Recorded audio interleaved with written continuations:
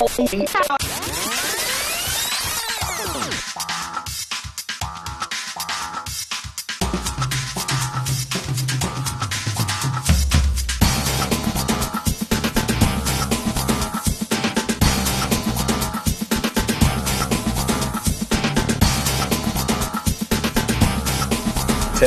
Stand by to take studio. 8, 7, 6. Stand by camera 1, mics 1 and 2. 3, 2, 1. Take studio.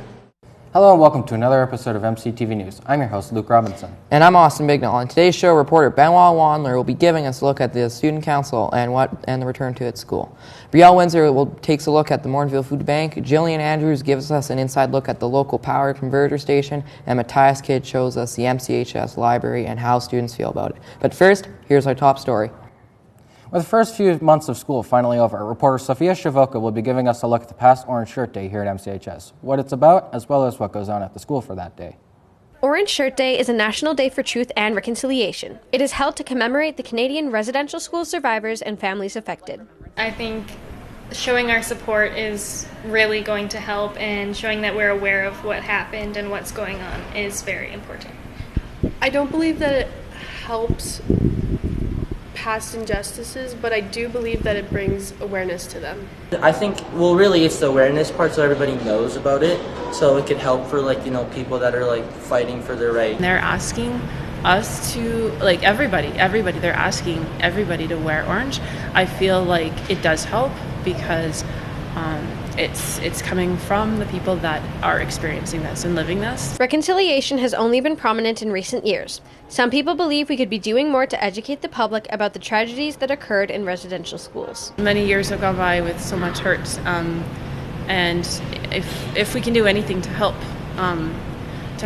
shed light on what happened and to help people heal, that's so important. We can make people aware through social media, or even take action by supporting a charity that supports residential school survivors and their families, or even wearing orange shirts. I think as long as we keep wearing our orange shirt on Orange Shirt Day and having these conversations in our classrooms, that will be good for everyone.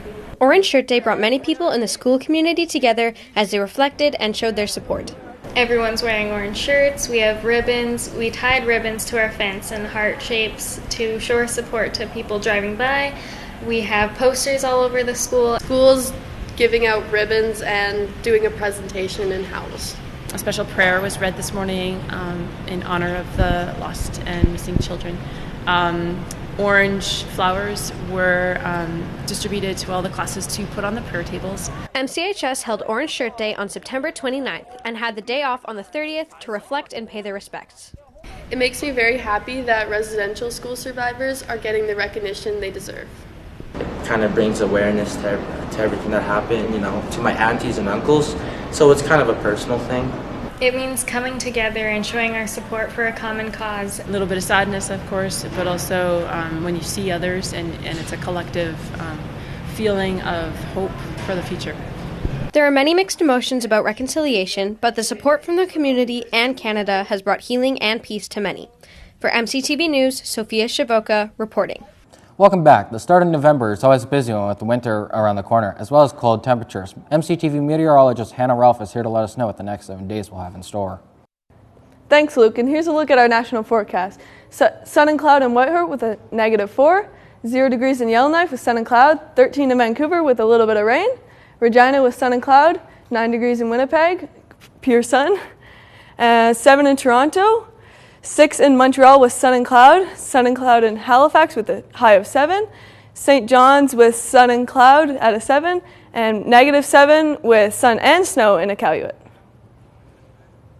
And looking at our Alberta forecast, we have 2 in High Level with sun and cloud with a 6 in Fort McMurray, 5 degrees in Grand Prairie with lots of rain, it looks like, 9 degrees in Edmonton with sun and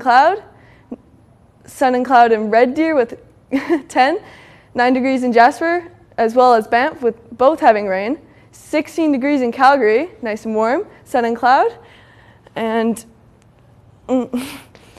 16 degrees in Medicine Hat with sun and cloud. And for our current conditions, we have 8 degrees with sun and cloud, winds of 7 kilometers per hour, 65% humidity, 8:40 a.m. sunrise, and 5:55 p.m. sunset. And a look at our weekly conditions, we have Friday with a high of 8 and a low of 2, Saturday with a high of 6, low of 4, Sunday with a high of 4 and low of 4, Monday with a high of 3, low of 9, Tuesday with a high of 4 and low of 3, Wednesday with a high of 2 and low of -5, and a chilly day on Thursday with -2 and -5. Here are the school announcements for November. The Remembrance Day ceremony will be on the 5th of November. Formal Day will also be on the 5th of November. Shad Valley this year is in person for any grade 10 or 11 students who would like a career in science, technology, engineering, or math, and has an average over 90% is eligible to attend Shad Valley for the month of July 2022. See Mrs. Christensen for more information. Students will not be required to bring their own utensils, cups, and water bottles, as the office will no longer be giving out forks, spoons, as well as cups to students.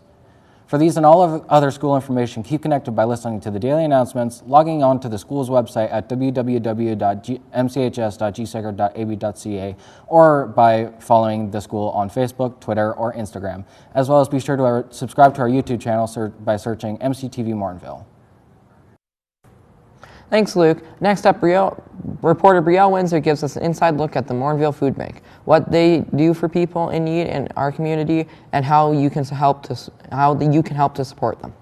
Food is one of the basic needs of life, but with rising grocery prices and ever-changing financial statuses, providing enough for a family can be difficult. This is where the help from a local food bank such as the Morinville Food Bank comes in. The Morinville Food Bank assists Morinville citizens in need by supplying food hampers and other products such as soap, some baby supplies, and even pet food. So when somebody comes in, we have a form here that they have to fill in and shows they live in Morinville and how many's in the family, and then we make them up a hamper. We are open on Tuesdays and Thursdays from 12 until 2 for them to pick up their hampers. The common idea surrounding food banks is only non-perishable food items should be donated to prevent waste. But the Morinville Food Bank has facilities to store all kinds of food. KD, spaghetti, jam, peanut butter, soups. Toiletries like toothbrushes and toothpaste, shampoos, laundry soap. We can take fresh vegetables and fruit because we have coolers to put it in. And any kind of frozen items, we have freezers that we freeze it in. Though the food bank is always needed by the community, there are some times when there is more need than others, one of those being the start of school. Usually September is very busy to get started up and well supplied for school. We've had 4 or 5 of the schools that have done food drives, so we are well supplied at the moment. It's very well needed, the food bank in Morinville, yes. The Morinville Food Bank is a valuable service for those in need around town, and the volunteers take pride in being able to help our community. For MCTV News, Brielle Winsor reporting. Welcome back. Here with all of our latest scores, including the MLB, NHL, NFL, and the CFL, is our very own sports analyst, Matthias Kidd. Thanks, Austin. The World Series has seen quite the matchup between the Houston Astros and the Atlanta Braves, with the Braves winning the World Series 4-2. This is the Braves' first title since 1995. Turning to the NHL. In the NHL, Leon Draisaitl put up 3 points in the Oilers' 5-3 victory against the Preds. A close matchup between Carolina and Chicago came up with the Carolina Hurricanes winning 4-3. Columbus just beat the Avs in overtime by the score of 5-4, and finally the Kings were able to beat the Blues in a 3-2 shootout win.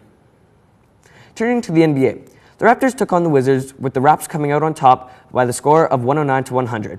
Kawhi and the Clippers beat the T-Wolves 126-115. The Nets beat the Hawks 117-108. The Pacers beat the Knicks of New York 111-98. Philly beat the Bulls 103-98, and the Mavs just wiggled through against the Spurs 109-103. Here's a Week 9 preview in the NFL. Today, the New York Jets play Carson Wentz and the Colts.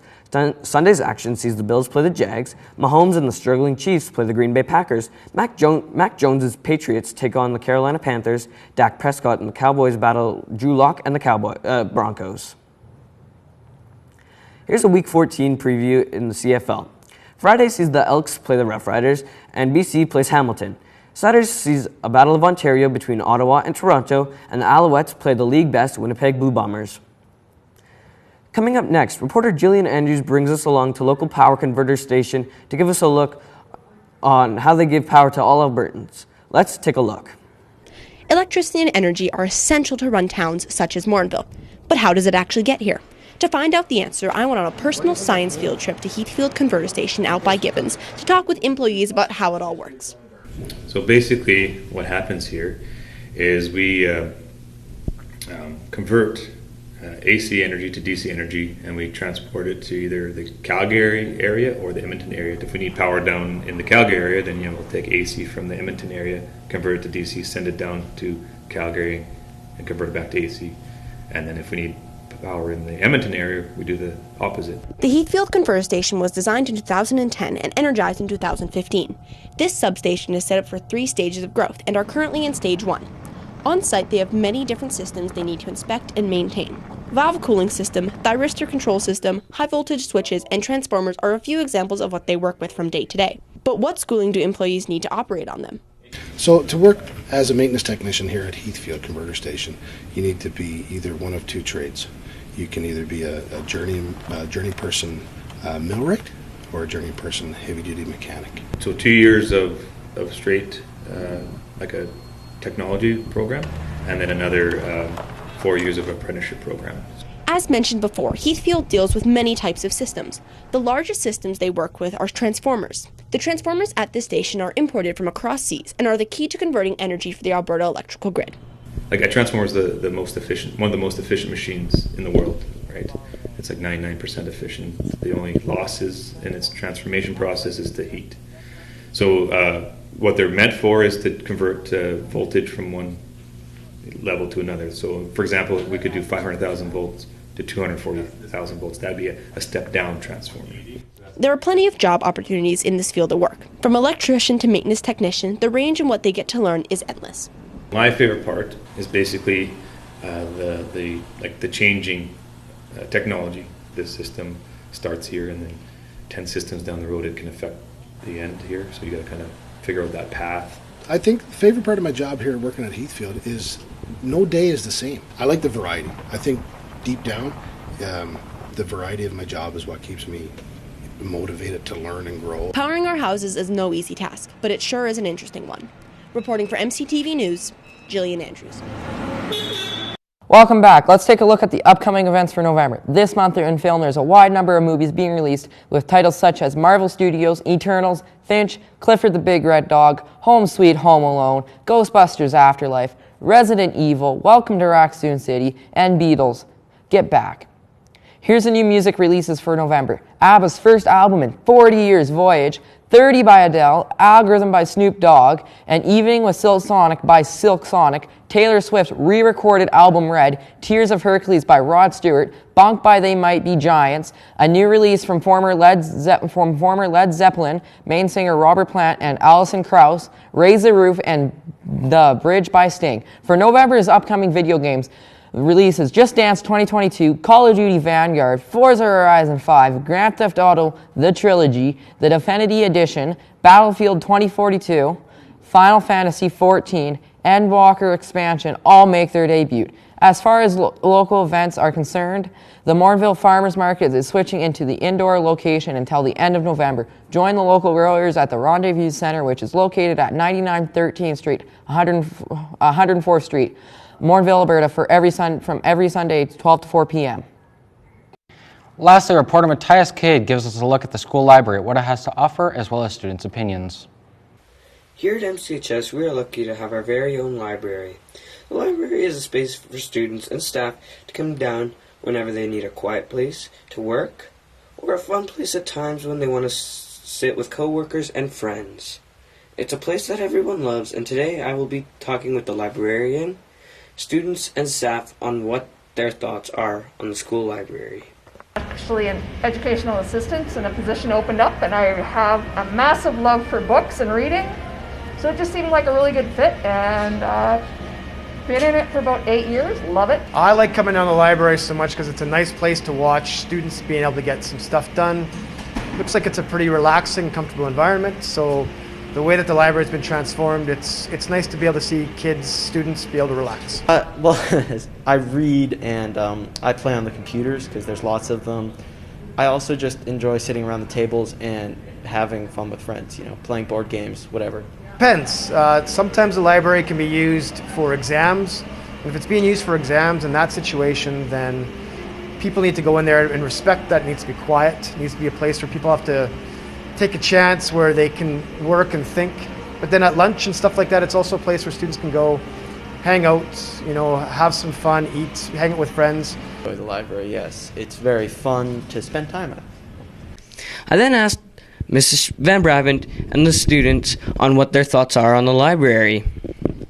The calculator and phone rule, but it's justified. It's just annoying. Well, the only way that I'm doing it right now is every Wednesday I'm in here for Howell's block, and I'm doing a really good job supervising right now, but honestly, it's just a place where people can come in. If they have to do a test, they can get the test done.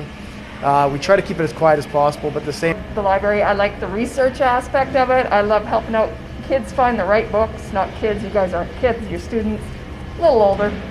But finding that right book that they really want to see or getting them to read again, it's a great thing. As students, staff, and a librarian express how they feel on the library, it is shown that it's loved by all. The library is set here for a long time, and it'll be enjoyed by other students when others leave. For MCTV News, Matthias Kidd. And that's it for another episode of MCTV News. Join us again on our next episode to hear about Hollow Week, fashion studies at MCHS, Howell's Lunch, Amplify, and the MCTV class at MCHS. All this plus your sports and your 7-day Morinville weather forecast on Thursday, November 18th. So what are you going to be doing over fall break? For over fall break, I'm going to go Friday, head over to my sister's, spend a couple days down there, which is in Red Deer. I'm going to go down to Camrose, and you? I'm probably just going to stay at home. Yeah, staying home sounds pretty good. Having a couple fires. For all of us at MCTV News, I'm Luke Robinson. And I'm Austin Bignell. Thanks for tuning in.